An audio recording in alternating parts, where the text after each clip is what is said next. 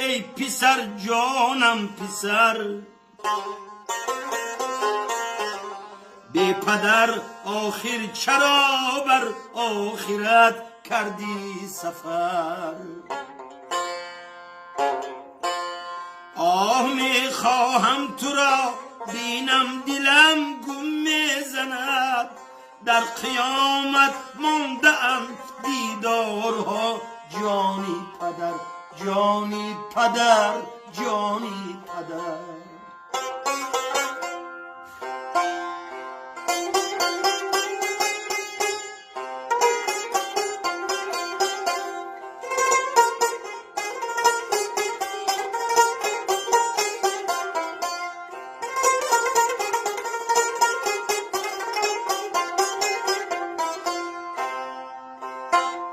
من غریبی سینه ریشو پیش راهم بستن، هیچ امکانم ندادن بینمت بار دیگر. خانه ای دشمن بسوزد کشت فرزندی مرا، حیفی فرزندی عزیزم نیک بود و بی ضرر.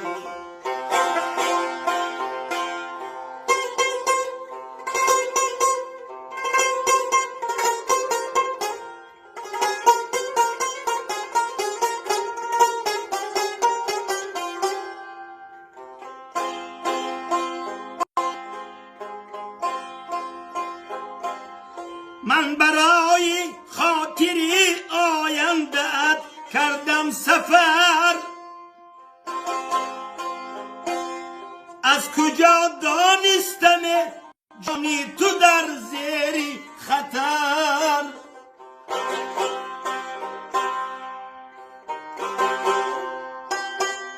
تو به زیر خاک رفتی خاک بر سر میکشم،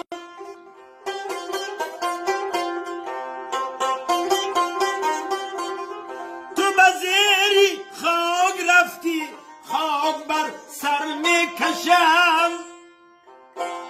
چهره زیبایی پیوسته در پیشی نظر،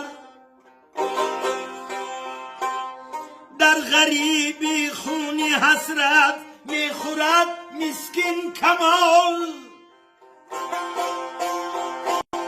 در غریبی خونی حسرت میخورد مسکین کمال. به عزیز به کی عزیزم پاره شد مغزی جگر، مغزی جگر، مغزی جگر. به عزیز به کی عزیزم پاره شد مغزی جگر، ای جان پسر.